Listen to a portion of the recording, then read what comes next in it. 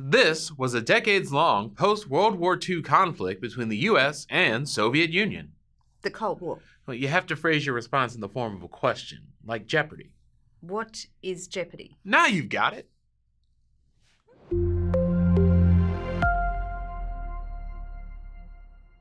Hi, I'm Colby Burdett, and along with Kim Lochner, we're introducing Unit 8, End of Empire and Cold War. When the Second World War ended with an Allied victory, the world paused to take a deep breath.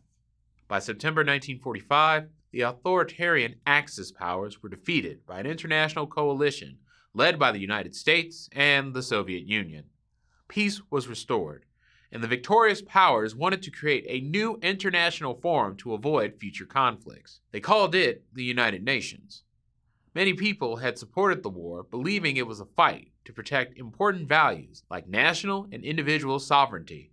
So, they had hope that this victory would create an opportunity to expand those rights across race, class, and gender lines in a peaceful, cooperative way. The last peace treaty of the war was signed in Tokyo Bay, but almost immediately, new challenges emerged. The first was a confrontation between the United States and the Soviet Union. These were the two countries made stronger rather than weaker by the war. Germany and Japan had been defeated. France and Britain were struggling from the devastation of the conflict, and China was divided between nationalists and communists. So, the United States and the Soviet Union emerged as the two new superpowers. But these two superpowers had vastly different interests and values. Most importantly, the US was deeply supportive of a free market, capitalist world economy, whereas the Soviet Union was the world's largest centralized command economy. So, in some ways, this was a confrontation between two systems of production and distribution. Additionally, their governments distrusted each other. They were powerful states competing for influence around the world. The result was a long, if often hidden, conflict involving the two states and their allies called the Cold War.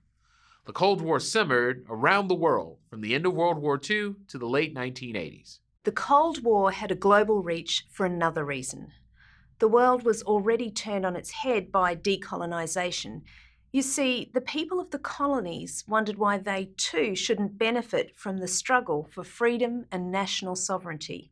Why shouldn't they get their independence? These feelings drove a flood of anti-colonial movements that brought down weakened European empires after the Second World War. From Africa to Indochina, from South Asia through the Pacific and into the Caribbean, local inhabitants found that they could use the tools of nationalism to forge internal solidarity.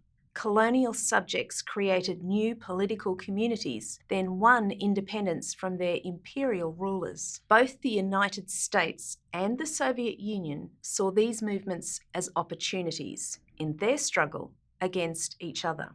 They would support local leaders who sided with them and take down those who favoured their enemies. This resulted in vast networks that tied leaders of independence movements and their opponents around the world to one side of the Cold War or the other. So how should we study these two great global trends, the Cold War and decolonization?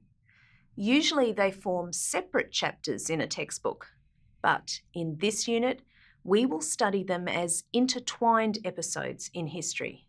So why are we doing this? How does studying them together give us a different view of this era? Is our understanding better when we study them together? We can find answers about the Cold War and decolonization by looking at the data. In this case, US and Soviet military spending. Yes, this spending is evidence of the Cold War confrontation, but it also relates to the decolonization struggle. Some of the money spent on US and Soviet militaries went to other countries in the form of military aid or expeditions either in favor of or against anti-colonial movements. This chart shows us how much money was spent on the military by several large countries in the 20th century. For example, we can see a big spike in military spending around the Second World War. After the war, as expected, spending goes down almost everywhere. But then it begins to rise again for two countries, the United States and the Soviet Union. The two records are somewhat different, but generally they rise together. In looking at this spending, we can identify how it corresponds with some Cold War and decolonization events. For example, in the US military budget, there was a big increase in 1950 as the Korean War began. There was another increase in the mid-1960s as the Vietnam conflict ramped up. There was a third spike in the 1980s as confrontation spread in Central America and other regions. Each of these was an important Cold War conflict, but each was also about decolonization, whether in Korea, which had been a Japanese colony, Vietnam, which had been a French colony, or the Central American states, which were part of an American informal empire. You might have also noticed that Russian military spending increased at a steady rate until the end of 1988. Then, in 1989, it suddenly collapsed. What does this mean? What does it tell us about who won and who was defeated in the Cold War? To find more evidence to help us study the Cold War and decolonization, we can zoom in and take a closer look at specific historical events in this era. One of these is the Battle of Quito Cuanavale. Quito Cuanavale is a small, sleepy farming town in southern Angola in Central Africa. Angola was a Portuguese colony until 1975.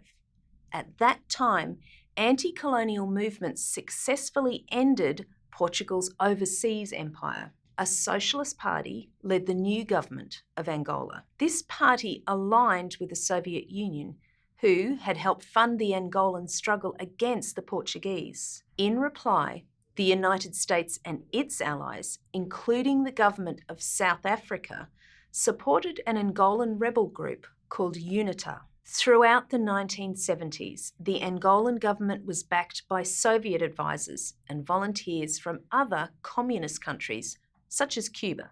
They battled UNITA and its supporters, particularly South Africa. In late 1987, government forces finally closed in on UNITA strongholds in southern Angola. The South African military quickly sent aid to the UNITA forces trapped there. In response to that move, Cuba sent tens of thousands of volunteers to aid the Angolan government forces. As a result, the small town of Quito Cuanavale turned into a massive battlefield. Throughout February and March 1988, Cuban and Angolan forces battled the UNITA rebels and troops from South Africa, eventually driving them off. Now, neither the United States nor the Soviet Union were directly involved. Instead, the conflict was fought through allies and local forces. But this was definitely a Cold War confrontation between the capitalist and the communist worlds. And it was also the last battle for the decolonization of Angola. The Battle of Quito Cuanavale is only one example of the way in which the Cold War and decolonization overlapped. In this unit, you will encounter many. You will see how civil wars in China and Latin America combined Cold War face-offs with struggles to throw off the legacy of colonialism. You will explore resistance to colonialism in Southeast Asia, which found itself embroiled in the conflict between Marxism and capitalism.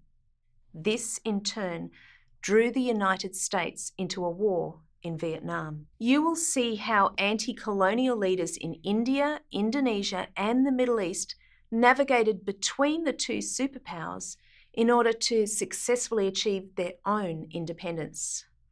Finally, you'll return to Southern Africa to see the end of apartheid.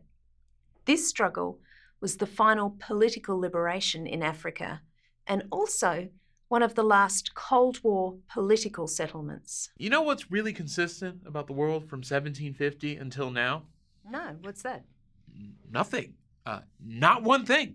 Let's have countries instead of empires. Oh, now let's bring back empires just to watch them fall. And then let's have one war to end all wars, and then a sequel. None of it makes sense. Okay, but that's why we have to teach it. Oh.